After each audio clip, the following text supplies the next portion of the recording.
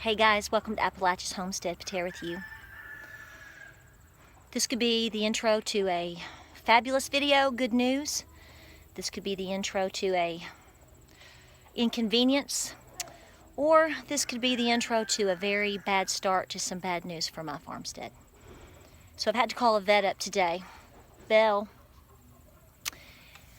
is, as of yesterday's video, her udder was swelling up. She acted fine. She started having some odd behaviors last night. She was lethargic, kind of not eating as well, wanted to be by herself.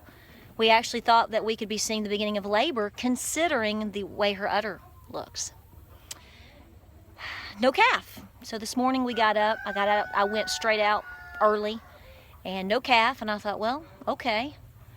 I had said it might take a couple of days, and it still could. She's not eating. She's very lethargic. I ended up calling a vet. She had a temperature of 104. This could be a plethora of things, but more likely a handful. I don't want to say which one I think it is specifically because I want to get an expert, a much more expert opinion than mine. So we're going to wait and see. So right now the vet has called. He's on his way. He's a traveling vet.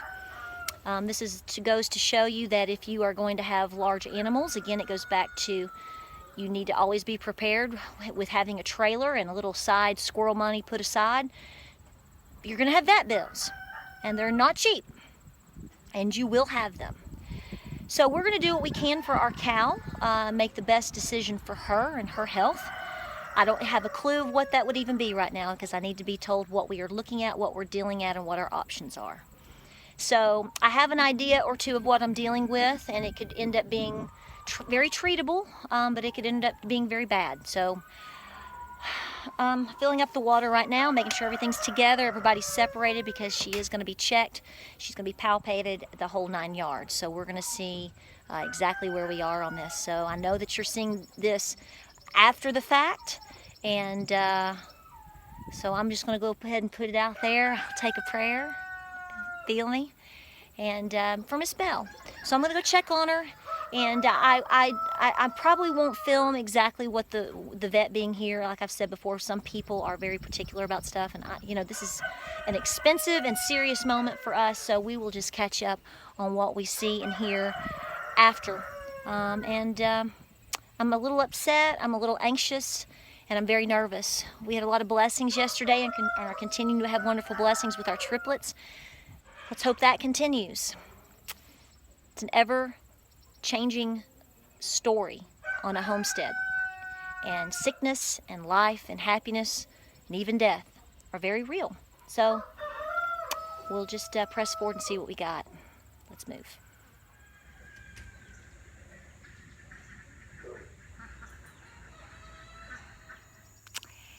All right, guys, the verdict is in.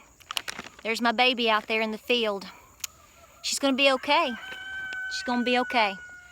I'm not losing a cow today, and that's what we were bracing ourselves for. So the most unbelievable part about this is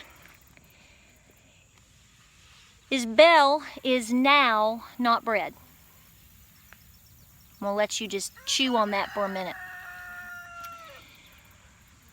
It is believed that she was bred and lost the calf. Let me tell you what's going on here. The cow this morning, as I told you in the earlier clip, I believe I told you had 104.1 fever. The fear is that the calf had died. Mastitis was mentioned, but it would be peculiar. But we were fearful that we had a lost calf scenario. Turns out that has been the scenario, but that's not what we're dealing with right now. And as he was palpating her and was telling me this, I said, how in the world? He said, well, it's very simple. I said, how in the world are we looking at this udder? And how in the world are we looking at this milk vein? And he said, her hormones are just out of whack. He said, out of whack. He said, the second thing you've got going on is you have a bacterial infection with your cow. He said, we're going to take care of it. So she has had a multitude of shots. She has had an IV, and we're going to be giving her medications the next 3 days. We're going to be back in touch with the vet tomorrow, taking her temperature. I'm going to be giving her ProBios, getting everything started and flowing. I looked at him and I said, here's what I want to know. Am I losing my cow? And he said, no, you're not going to lose your cow. He said, this is a good cow. This is a strong cow. He said, she's down. He said, she has been sick for a while. And he's looking around and he says, we're going to find the source of what did this. It could have been from another farm. It could have been something new she's eaten. He said, and I said, well, what about all the rain that we're having? He said, could be.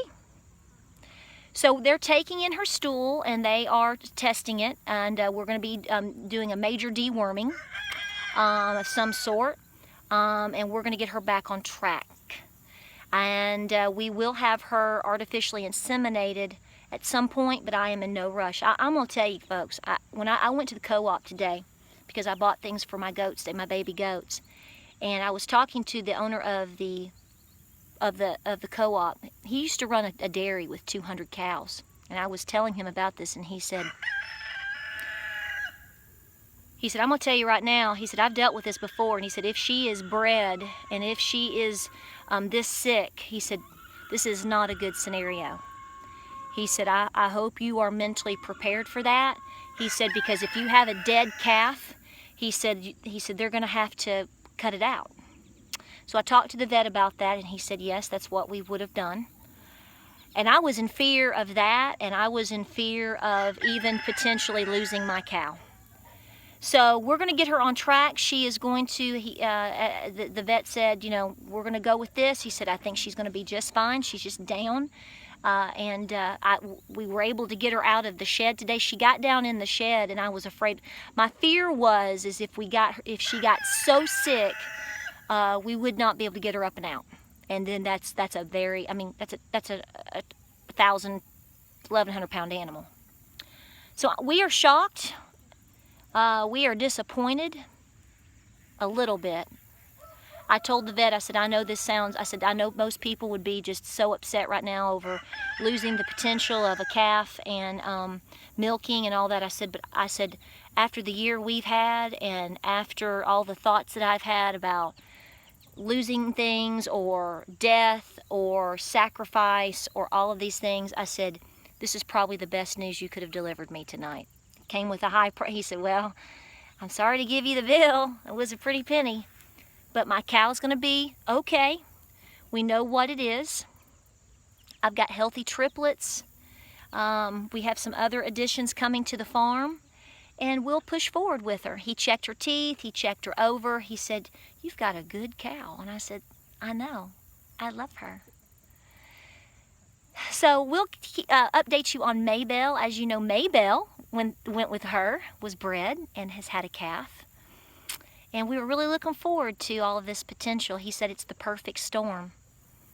He said this was the perfect storm. He said her hormones, she's bloated, and he said the perfect storm. But she's going to be okay. This is the life of homesteading, folks. Life and death, triumph and disappointment. But we press forward. If you like this video, like and subscribe. Check us out on Facebook, Instagram, and Pinterest. And oh, by the way, we will have more videos coming your way of our 3 new doelings.